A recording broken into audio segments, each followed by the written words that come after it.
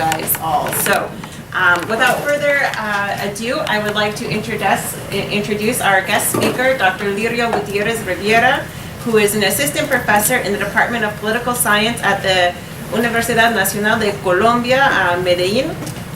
She received her PhD in political science from the Free University of Berlin in 2009, but she also has an MA in anthropology from the Universidad de los Andes.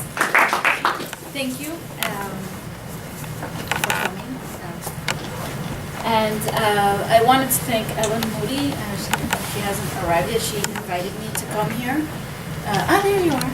Hello, I didn't see you. Okay, so thank you for inviting me. Thank you for coming to this talk. Well, as I work at Medellin in la Universidad Nacional de Colombia, and currently I'm a research fellow at Tulane University at the Latin American Library, where I'm conducting this research on Honduran migration. I came across this subject. Well, I've studied Honduras before, the subject of gangs and prisons, security policies, but Honduran migration is a completely new topic for me. And I started looking at this topic because of my work as an expert witness for Honduran asylum seekers here in the United States. I have access to their declarations and I speak with some of them, and I just wanted to understand more why this sudden massive exodus of Hondurans that are leaving Honduras, and that many of them, the narrative is that they're leaving because of the violence. So I want to understand, what is the connection between this violence and Honduran migration? So that's what I'm doing, and what I'm going to present today, it's just ideas that I'm thinking how to understand this connection. So I'm going to start with Central America, the change in migration patterns in Central America.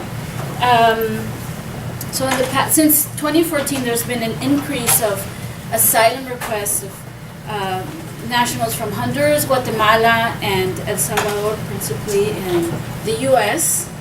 But not only the U.S. The U.S. is the country where most of these Guatemalans, Hondurans, and Salvadorans are applying for asylum, but they are also seeking asylum in Mexico, Belize, Costa Rica. And this is the most visible part of that migration. That's what we see in discourses in the media, especially with these migrant caravans. And the hidden part of that migration pattern is the internally displaced people. These three countries have a high number of people who are being internally displaced because of that violence. And last year, I was speaking with the head of the United Nations Refugee Agency in Tegucigalpa. There's an office there now. And he was telling me that the estimate, that they don't have an exact estimate, but they think it's around 432,000 people in these three countries. That's roughly around 8% of the population.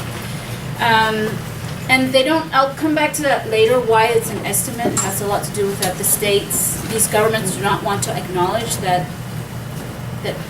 this is a problem, that people are being internally displaced because of the violence.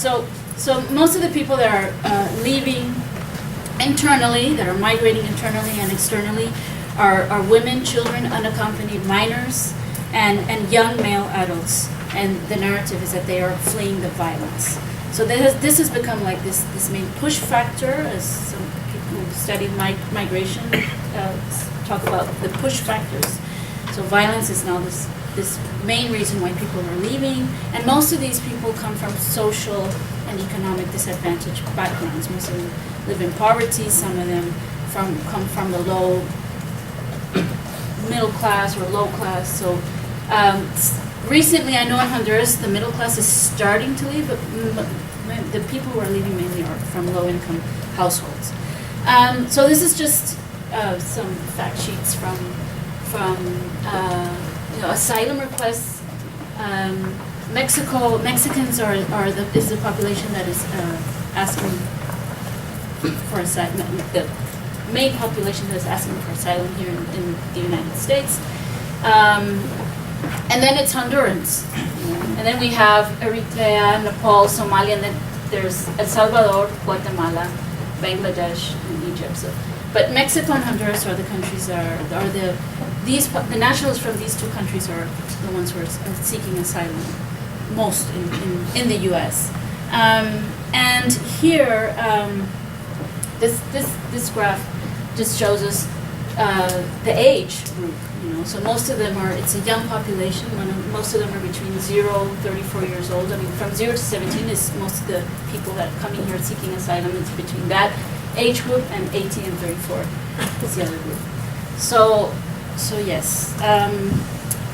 So I think it's first, one thing that is important to point out is that Central American migration is not new. So we hear this story that, okay, many of them are leaving, the caravans, but Central American migration actually started to the U.S., started in the early 20th century. And this has a lot to do with the presence of the United States in that region, through the banana enclaves I'm currently in New Orleans, where there's a large Honduran community that's been there since the early 20th century that has to do with the bananas that came in through New Orleans. So there's this connection between the U.S. and the region, and that's very strong, and Central Americans have been migrating since. But there are moments where this migration has been, like flows of migration. So one of them is the 1980s, and that was because of the political violence, principally in Nicaragua, El Salvador, and Guatemala, the Central American wars, armed conflict, civil wars in these three countries. And Honduras didn't have an armed conflict, but it was so central in what was happening in the region. But most of the people that were leaving were from these three countries. And then in the 1990s, there's people started leaving because of lack of economic opportunities. And this has to do with the neoliberal agenda that was introduced in the 1990s.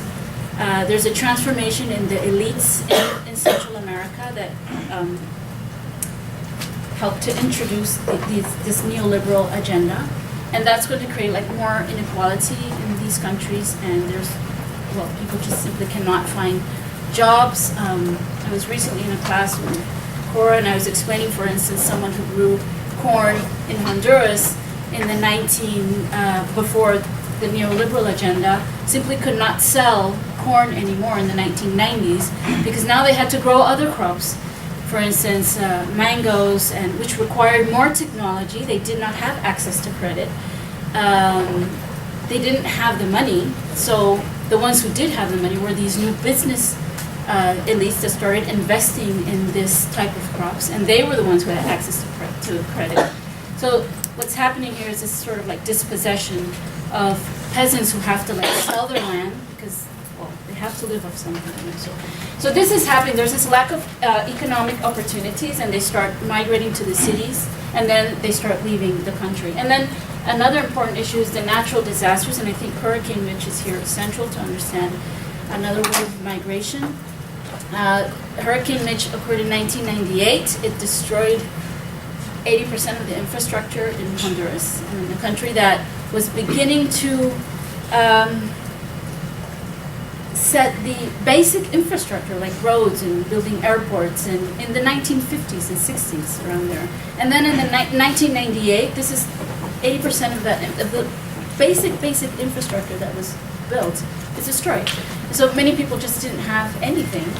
They also left. And I'm going to mention later on, but the U.S., for instance, there was aid from different countries. The U.S. also, one of the main aids was through migration, through the TPS, the Temporal Protection Program. TPS is Temporary Protection Status Program, something like that, where they could come to the United States to work legally, and then they could send remittances or save money, and then the idea was that they were going to go back. So Hurricane Mitch also played an important role in this new migration. Then we have the migration right now of the violence. So the nationals from El Salvador, Guatemala, and Honduras are migrating, but the Honduran population is the one that has increased the most in the past decade. And it's also the population that is being deported the most from Central America. These two things you have to take this into account. It's one of the main groups migrating, one of the main groups deported, and it's the least studied group. So I mean, I'm originally from Honduras. I haven't lived there for 25 years. I went to live to Colombia. But aside from the fact that I'm from the country and that I'm interested in the Central American region, and I think in terms of scholarship, this is the group that has received less scholarly attention. And I think, and because there's a migration pattern that, Central Americans have been migrating, but the least studied group is Honduras. So I think it's important to look to what's going on there, and what is this violence. So based on my work as an expert witness and the declarations that I have access to, and speaking with some of these Honduran asylum seekers, what I've noticed is that they experience one or a combination of these three types of violence. It's domestic violence, gender-based violence, and gang violence. So it's either one of those or a combination of those three. So it's complex. In some cases, they're interconnected. And to understand this violence in the country, what I've been reading so far is that this violence is generally understood as a local and a regional problem. So what is happening in Central America and in Honduras specifically is that there is state weakness. It has a weak democracy. There aren't enough experts. There's high corruption. There is no rule of law. And all of this is true. But I think that that's one side of the story. I think that violence has a lot to do with some global processes that are contributing to reproducing the violence. It has an impact in national territories. So that's the argument that I'm developing, and one of the reasons why people are leaving from Honduras is that this violence is entangled with the global processes that contribute to reproducing the violence, crime, and inequality in the region and in that country. So I just want to share. This is, well, I know it's you can't. Well, I'll go through this with you, but this is an idea of how I'm imagining this violence, how it's happening in that country. So we have increasing migration due to violence, and I've identified so far three global processes that are important to connect with that violence that's occurring in the country. One is the neoliberal agenda, and I won't talk about that in this talk right now, because I've just started reading about that, but the neoliberal agenda has to do with change in the elites in the region. Honduras is no exception. There's a change in the 1990s, and they start introducing these new neoliberal policies that one of the effects will be the more inequality and simply a lack of job opportunities that you hear this today in the country. There are no jobs. I have to go somewhere to live, to find money. And the other one is the global agenda of migration control. And I'm going to focus on these last two. The global agenda of migration control that has to do with the criminalization of immigrants and the use of criminal law to regulate immigrants. That's one of the effects of that is deportation. And here on the ground, what's happening in the country is that people feel dislocated. There's a fear of returning back to the countries. There's a difficulty to reinsert into the Honduran society because since the 1990s, people have been coming massively to the country, deported, and to this day, the Honduran government does not have a single program to reinsert deportees. And then there's lack of protection due to violence. So many of them are returned. They have been fleeing the violence in the first place, and then they're returned, and they have to, again, go through what I've called a cycle of violence, where they're probably going to be exposed to armed actors or some criminal group. And then we have U.S. Central America relations. I think that's really important to understand what's going on in this region. And there's the war on drugs. I know that the Central American relations is a lot more than that, but the war on drugs and the global agenda of crime control and drug control is important to understand how this is contributing to the violence on the ground. So there are changes in security policies, drug policies, that's going to have an impact in certain communities in Honduras. So I'm going to start with migration control. There's been this global agenda since the 1980s, and especially the 1990s. There's a global agenda to restrict the movement of people from the south to the north, and there's a paradox in this because under global capitalism, the north needs certain populations to do labor of low qualified, low skilled jobs. That generally comes from the south, right? Tanya Balash-Boza talks about the neoliberal cycle in her book Deported, how this labor from the south is this exploitable and disposable labor that nevertheless the north needs, because these are simply how this global capitalism, the neoliberal agenda is working. That's one part of this migration control. The other is that migration control is constructing these immigrants that are exploitable and disposable labor as criminals. So in the United States, this is not only happening in the United States, it's also happening in Europe, but in the US, what happens is that in the 1990s there are changes in the immigration laws, and there's the Immigration Act of 1990. What happens there is that criminal and immigration laws start to become intertwined, and there's an expansion of range of crimes, which includes murder, drug trafficking, where anyone who is documented or undocumented, if they had committed any of these aggravated felonies, they call it like that, they were sentenced to prison and then later deported. So that's when in the 1990s in Central America, a lot of young male adults who were involved in gangs from Southern California specifically started arriving to El Salvador, Guatemala, and Honduras. And then in the mid-90s, they started adding more crimes that did not include violence. So that would be prostitution, bribery, smuggling, and the other one is entering illegally the country, because in the US, if you enter without a visa, then you're already there breaking the law, and you are a criminal for not entering legally into the country, illegally. So anyone who was who had committed any of these aggravated felonies was deported, or anyone who had entered illegally the country, had broken the law, and were sent back to their home countries. So many of them are from Central America, and I mentioned at the beginning that Hondurans are one of the main populations that are being deported. So what effects does this global agenda of migration control have? First, in the 1990s, it started, first the deportations in the 1990s changed the local gangs. I mean, in Honduras there were gangs since the 1940s, and I think that in any city there's going to be a gang. And so the maras phenomenon, or the gang phenomenon in Central America, and specifically in Honduras, did not start in the 1990s. There were already gangs there.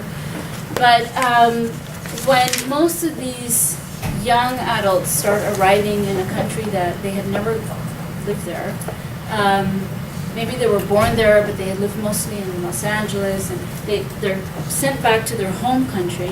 They start reorganizing the local gangs, and this has a lot to do with, this is where the local and regional processes play a role, is that in Honduras, at least from the 1970s until 1998, youth were not allowed to organize in social movements or social groups. This was prohibited. In the National University of Honduras, students could not organize at all. This was completely prohibited. So Honduran youth did not have any formal way to organize. This is very important, I think, in any society, but gangs was an alternative to be young, to sort of like develop like these important youth transitions, and the gang provided that in the 1990s. So it was a very important organization. And I remember doing field work in the early 2000s, and the gangs, you know, they were not, I mean, there was violence, but the whole point was what it meant to be young.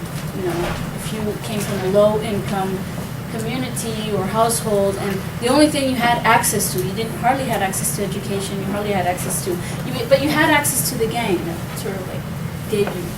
So, of course, another effect is the difficulty to reinsert, and for people who had fled some experience, well, later on criminal groups, and were sent back, there was this constant fear of going again through some experience of violence with a gang or a criminal group. But this is like later. So this is Carla. She had been kidnapped she identified them as Mara Salvatrucha. She was kidnapped when she was going home. She was going to school and she had been kidnapped. She had become a sex slave. The gang had tortured her. She escaped and then arrived to the border in the U.S.-Mexican border. And there she's deported. And she's telling this story. I was deported to Honduras in 2015, and I arrived at Tegucigalpa. I wandered trying to figure out what to do next. I didn't want the gang to find me. I decided to go to a town that I knew from visiting my grandmother. I found a woman there who let me work for her by taking care of her children in exchange for food. I found a shack to live in. One day, I came back to find several men. We told you not to come back. They started beating me until I was semi-unconscious. Then they lit the shack on fire and left me for dead. And, well, she didn't die because someone saw this and pulled her out. But when she regains consciousness and she feels better, she decides to go back, come here again. And she was granted asylum because but you know, this is I think her story shows first how the whole global agenda of migration control. She enters the country illegally, as you know. I don't like that term, but this is a term that judges and lawyers use. She enters, so she's sent back, and she's already trying to escape a violence that has to do with what I'm going to talk about in a few minutes, this war on drugs and how that has changed the gangs, because the gangs start attacking the residents, you know. And then she has to, she doesn't want to go back to Tegucigalpa, because since there are no programs to reinsert deportees, what most of them do is that they go back to their family, because that's the support system that they have. But she didn't want to go back to her mother's house because she knew that she was going to be in danger. So she went to another place, and nevertheless they found her there. Just in her story, the idea, what I want to show is how the violence that seems to be so local and regional has to do with a migration policy, and this is on a global level. You know. Okay, so as for U.S. Central America relations, first, it's not reduced to the war on drugs. The U.S. Central American relations since this is a subject on its own. It could be from, but I want to focus on the war on drugs. So historically, it's been a very asymmetrical relationship between the U.S. and Central America, where the U.S. foreign policy has played an important dominant role and influenced Central American politics since the early 20th century. And this goes way back to the Monroe Doctrine, 1823, but it's like you cannot understand state formation in Honduras if you do not take into consideration the role that the U.S. has in this country. And so the war on drugs is just one aspect of a larger issue, but I just want to focus on the war on drugs because the war on drugs plays a very important role in changing the levels of violence in this country. So the war on drugs starts in the 1960s, And I think it's Richard Nixon who starts pushing this agenda through the United Nations, where because there's a high consumption of cocaine and other drugs here in the United States, and so they think we have to stop that, and we have to stop that. How? We have to control the production and traffic of drugs where it's being produced, which was Colombia, it still is Colombia, and Peru, Bolivia. So he starts pushing an agenda within the United Nations and other international organizations where many of the Latin American countries sign international agreements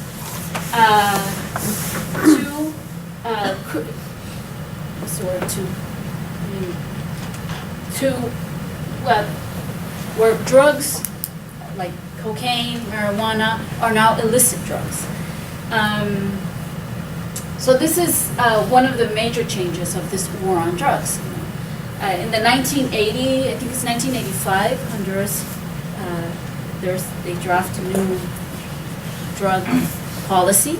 They didn't have one before, and so in the 1980s, one of the effects is that not only in Honduras, but in many Latin American countries, but specifically in 1985, there's a drug policy that criminalizes the traffic, production, and consumption of certain drugs. And so there's cocaine, marijuana, and other estupefacientes, they say in Spanish.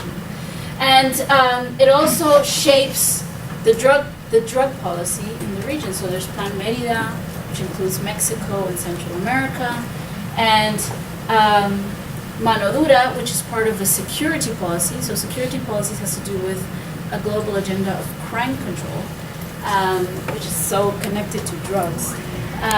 Mano Dura, Honduras was the first country to introduce this Mano Dura in 2002, and then I think it was El Salvador in 2003. It was Super Mano Dura. And what Mano Dura does, first it's part of this circulation of punitive and repressive discourses.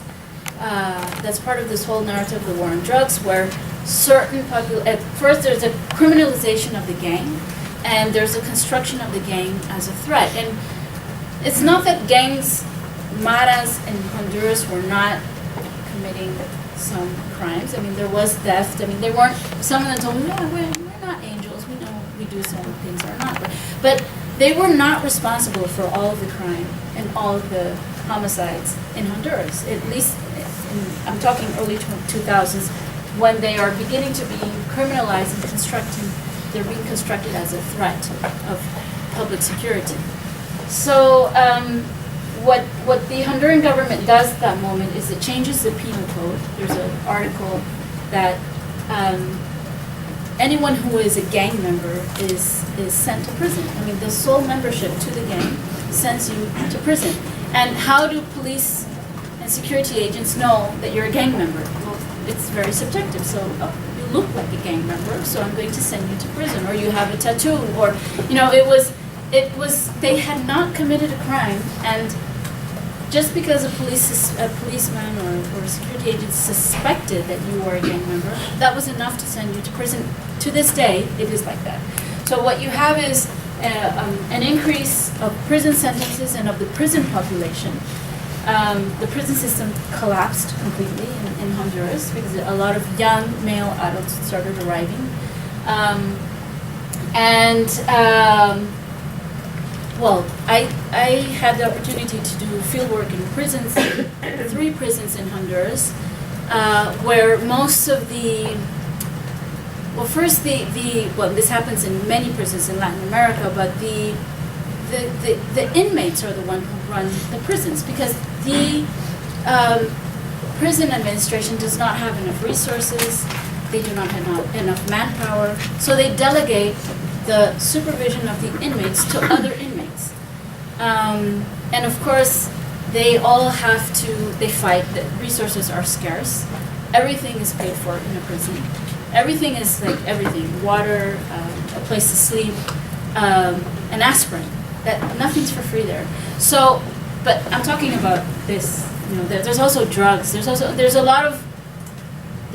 a prison economy, and the only way to have control over that prison economy is through gang membership. So there's a consolidation of prison gangs, and of course Maras arrive there and they cement their first their identity as a gang, and then they are pushed into becoming criminals because they had really no other option, because that's the only way to survive in a prison in Honduras, and I think in many prisons in Latin America. And I think an example of this is the PCC in Brazil.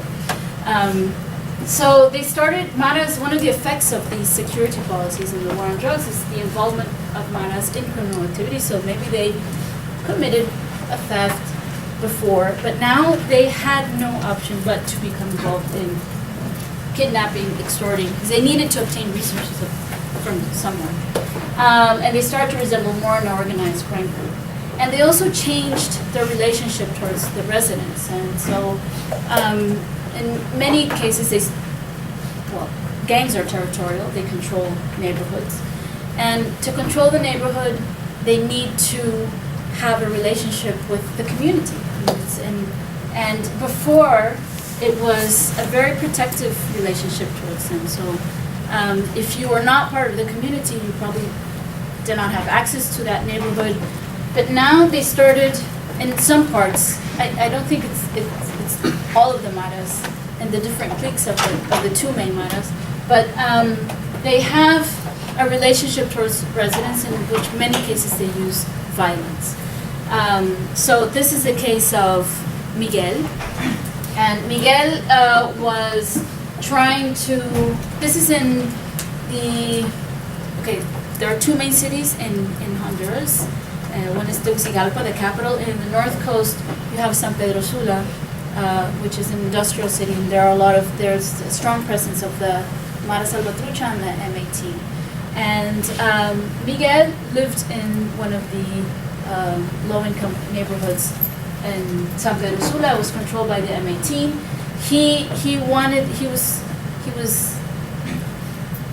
Members were asking him to join the gang, and that's another thing that changed. I didn't mention that here, but they started forcibly recruiting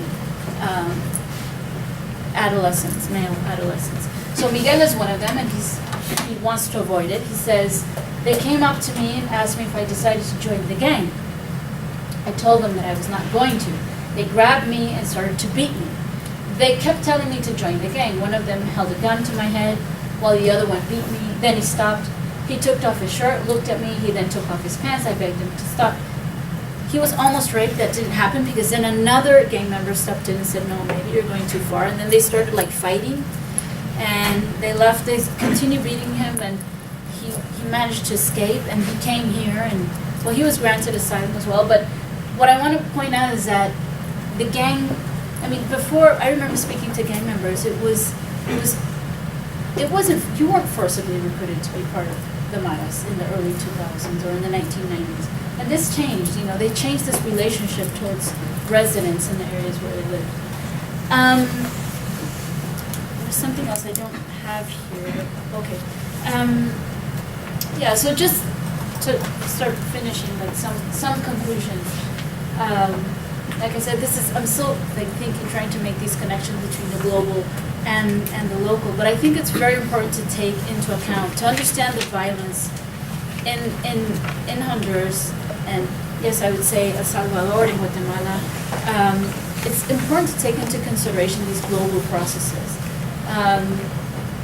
because just saying that it's all because of state weakness and high corruption, that again, that's part of the story, but I think that if we do not take into account, for example, the neoliberal agenda, which I didn't talk about right now, but neoliberal agenda, the global agenda for migration control, and the U.S. Central America relations, the global agenda of crime control, I think these three global processes are contributing to reproducing that violence in the country.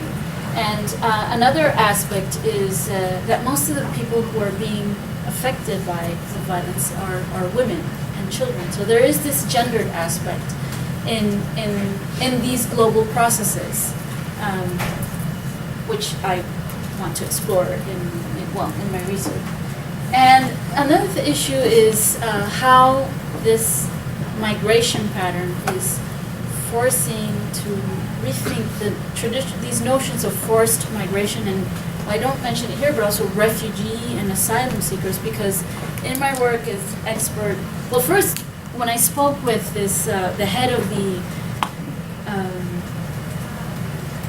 the office at United Nations Refugee, UNHCR in Tegucigalpa, he was a Colombian who had worked in Colombia in forced displacement, and Colombia has the highest population of internally displaced people.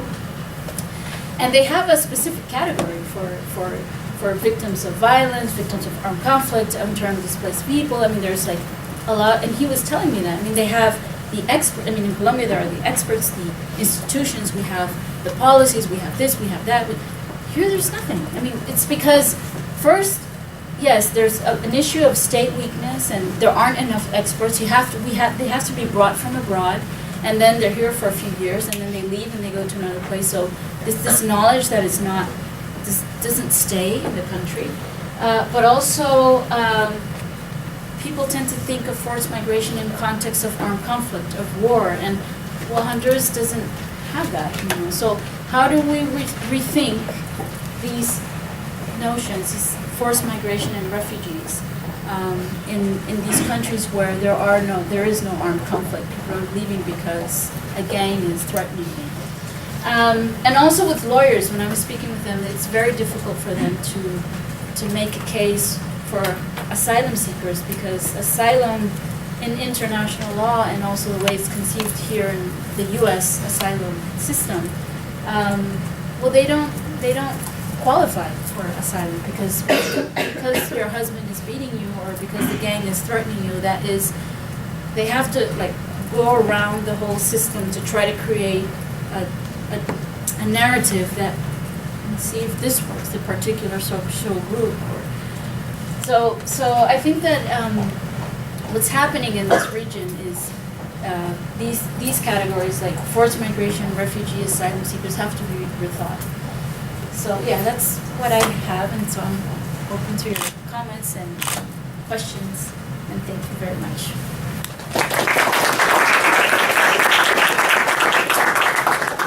Questions?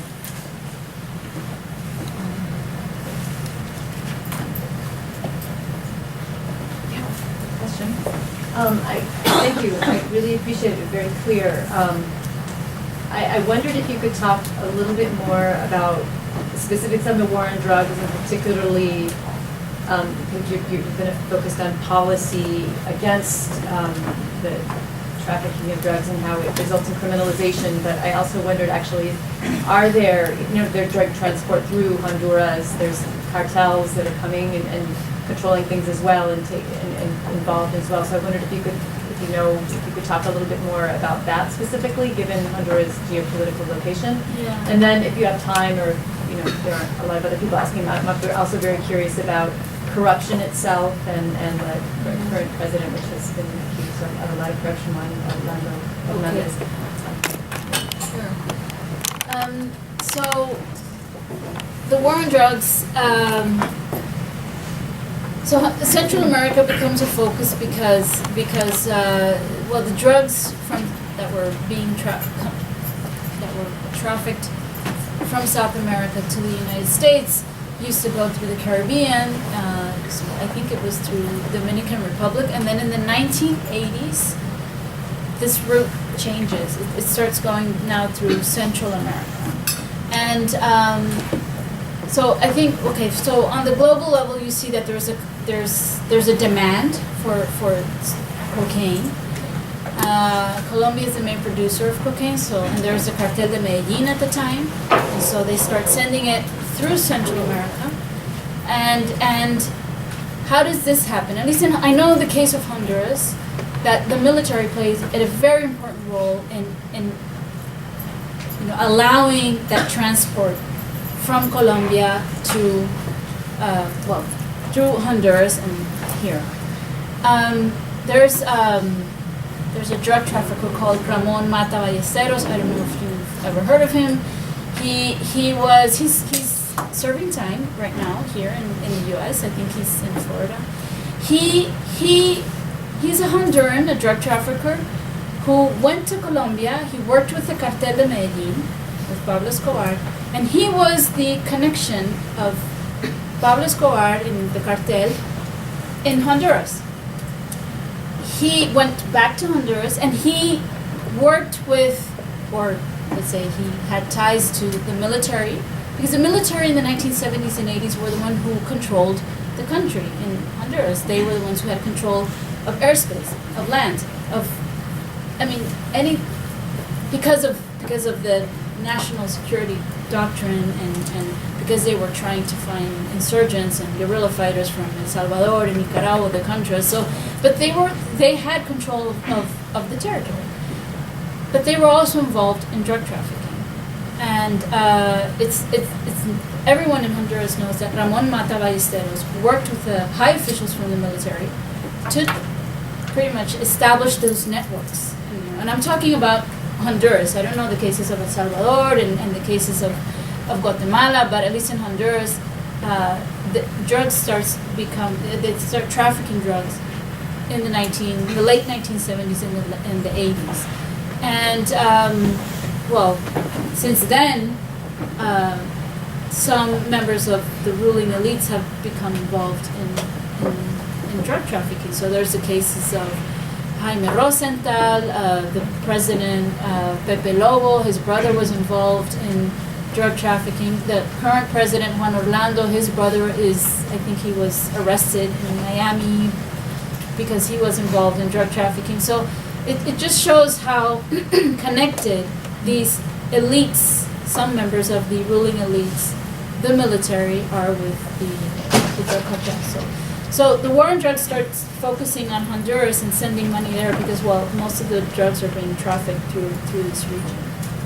And then you were talking about corruption. You want me to,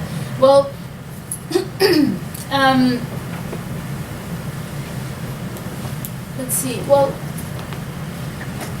Okay, so Honduras has a transition of democracy in the 1990s. It was highly militarized, and they start demilitarizing in the 1990s. But it doesn't fully demilitarize the institutions. Since Juan Orlando and his party, the National Party, have been in power since the coup, 2009, what he has been doing, he and his party have been doing, they've been pretty much centralizing power at the executive, and just making sure that they, for example, in the electoral crisis, Juan Orlando had control over very important central institutions of the election system. And in terms of corruption, last year, I think he dismantled the Masich, which was one of the institutions that were in charge, responsible for control, like transparency of the other institutions. So what you see here is like this, what I see is just a country that is being centralized in the executive power with authoritarian practices and just dismantling like these type of, the very little initiatives that they have of combating crime or corruption, they're dismantling now. So. But these are part of the local and regional processes that, somehow leave people unprotected. Because the reason why people leave is because they don't feel any protection.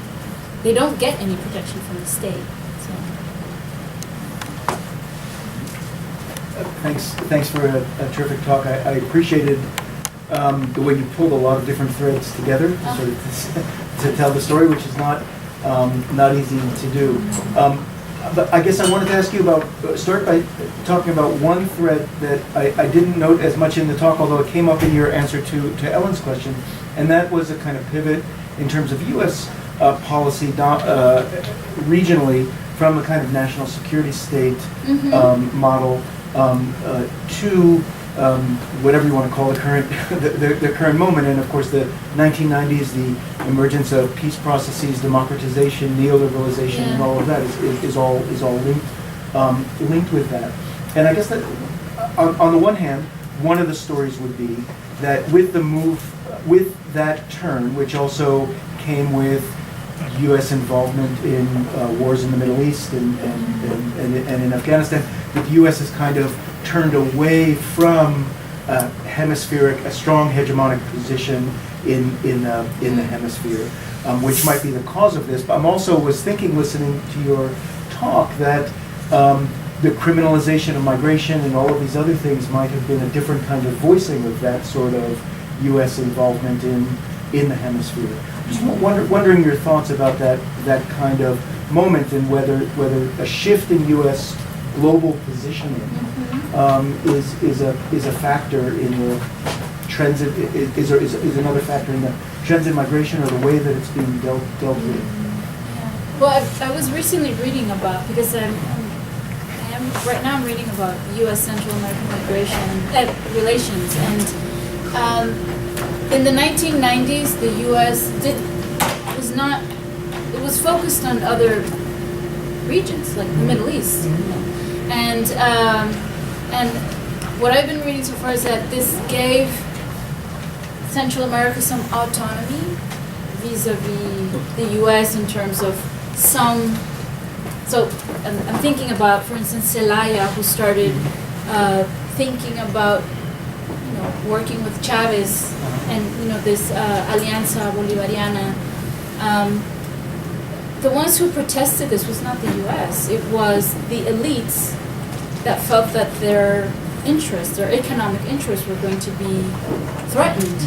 But the U.S. did not say anything about Zelaya getting involved and wanting to do some negotiation with Chavez, for instance. This would not have been possible in the 1980s, for instance. Or the electoral crisis, or the coup. Well, some people say that it's divided. Some people say that there was support, others say no. But I haven't really, I'm thinking about that, but it is true that the U.S. started to change their position, and I think that what has, right now, for instance, I've been mentioning this to other people, that my sister works with USAID in Honduras, and there was a very interesting program of trying to, it was a project about violence prevention in schools, and they had to stop that program because since Trump said that the security, he was going to cut aid to the Central America, her boss said, we have to stop this program because now we have to demonstrate to the U.S. consulate that people are not leaving. And they don't know how to do that because that's not happening. Many people are leaving. And so I don't know, when you ask this question about U.S. involvement in the region, maybe it's not through foreign policy, but for instance in development agencies, there is an impact. Because now they had to stop the program, and now they don't know what to do, how they can prove to the U.S. consulate that people are not leaving. So I think it's operating through other organizations. Right. No, exactly. The criminalization of migration and the sort of chain of responsibility that extends back into these countries.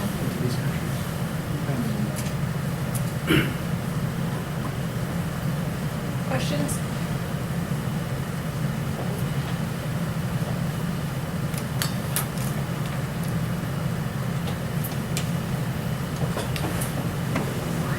What do you think that the impact of this caravan is going to be in the United States and in Honduras?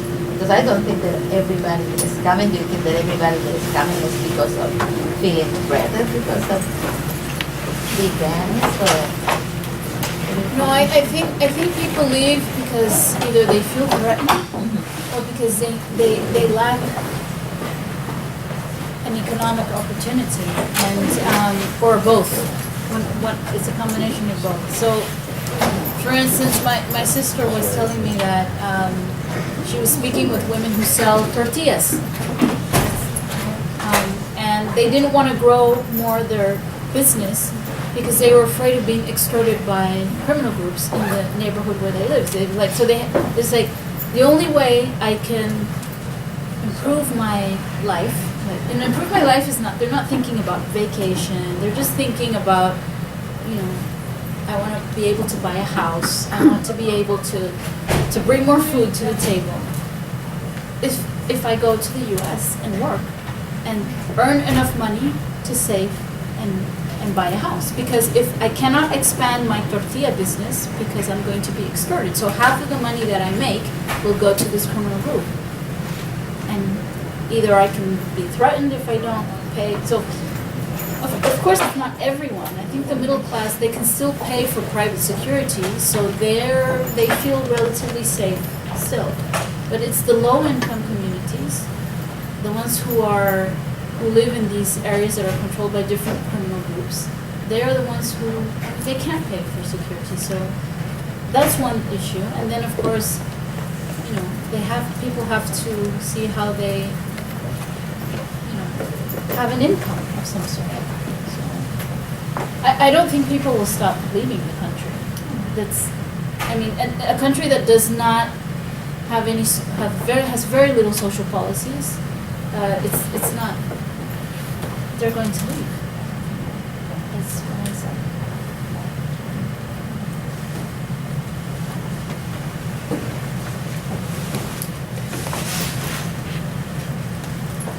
Other questions? I had a question actually. So I thought you did a really interesting job, or a good job, connecting kind of changes in how the matters have been relating or functioning within communities with kind of drug policy and other larger global scale policies. But I was wondering, since you mentioned that you had also interviewed and talked to some gang members, how they themselves explain the change and how they're operating, particularly when it comes to recruitment. So how would they justify or say, like, well, now we have to forcibly recruit people, or, you know, explain the increasing violence that they're committing?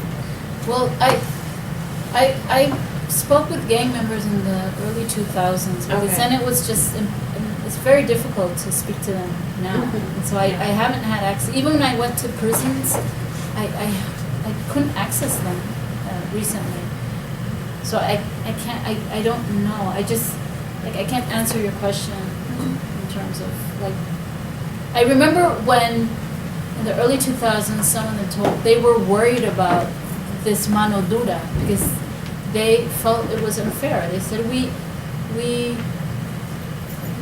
we're not responsible for all of the, I mean, what's happening here is that there's a lot of inequality, and they were aware of that there was a lot of inequality, and that the elites were the ones who were stealing, and that they never went to jail, and so they didn't understand why they had to go to jail for something that was not. Well, they steal a lot more than we do, and we don't. But I couldn't access them again. That was, and it has to do with, you know, this mano dura. They became very distrustful towards everyone. I've been a little hesitant to ask a question because in my Monday afternoon brain adding, I'm not sure I can express this correctly, but I'm going to try. So when we're talking about globalization and global processes that are happening here, and a lot of the actions that are promoting this violence and migration in Honduras, you know, originate with what's happening here in the United States. I've seen in other parts of the world, as countries have been destabilized by policy in the United States, that some of the emerging markets, globally minded markets, are swooping in and restabilizing. China, Russia, Brazil. I've seen that happen a lot. South America, Africa, not so much in Central America. And I'm just wondering why. Why aren't those forces that move into some of the other strategic countries seeing Honduras, Nicaragua, Guatemala, Mexico as strategic and investing heavily there? Like other countries, some of the emerging countries that, like China, well, Russia. You know, I think U.S. is the most visible, but Canada, for instance, is very strong in Central America. But I just think that they have a different way of of acting out. For instance, they're very strong in mining in Central America, and a lot of the mining laws changed in Honduras so that they could exploit more, and it was for the Canadians. But because there's this narrative that Canada is such a peaceful country, but it's not true, and there's some very interesting articles by Canadians that say, no, actually, we meaning the Canadian government, supported the coup because it actually came to their, if Zelaya had, had still been in power, then our mining contracts would have been affected. So I just think that it's just not so visible. I think that they are there. It's like China, although China's not. I don't know. I know in the case of the death of Berta Cáceres, China was involved in the sense that they wanted to build a dam with the ruling elites, especially the business elites. They wanted to build a dam, but they get the money from the Chinese. But Berta Cáceres was fighting for the land because they have the indigenous communities and the Garifuna communities in Honduras have territorial rights, and she was fighting for the rights of the Lenca community. But the funding was coming from China, and then China said, that has become so complicated because she was assassinated by the Honduran military.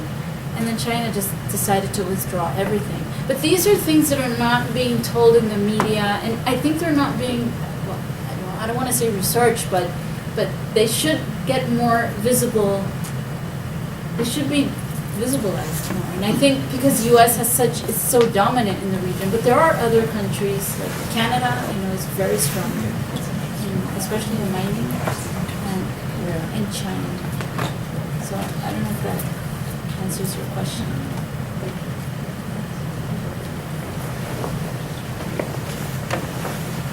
Maybe you could talk a little more about that one thing that Honduras is also very well known for today and does get media coverage is the assassinations of activists, particular victimization of LGBTQ communities. More attention to that is being particularly dangerous in Honduras, and I wondered why. That journalists as well. Yeah, I don't know. I mean, I haven't researched the LGBT community. I know that they are one of the communities that have been targeted, especially after the 2009 coup. And journalists as well, because some of the journalists oppose the government of, before of Pepe Lobo and then Juan Orlando. And there is no free press in Honduras because the main newspapers, which are, El Tiempo, it used to belong to Jaime Rosenthal, and he's in jail. But El Heraldo and La Prensa, La Tribuna, they're controlled by the business elites, and they control the information that's being circulated in the country. In fact, many people, when they want to hear what they call the real news, they hear Radio Progreso. The Jesuits in the north part of Honduras, they have a tradition of telling, of risking their lives. And in fact, I remember when the 2009 coup and the electoral crisis, they were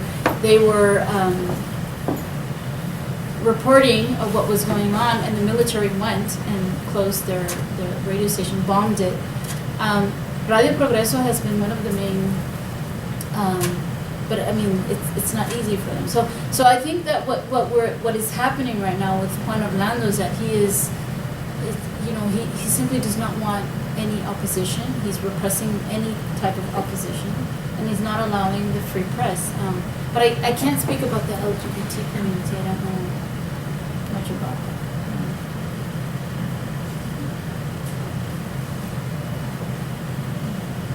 Any other questions? Well, thank you very much for a wonderful talk.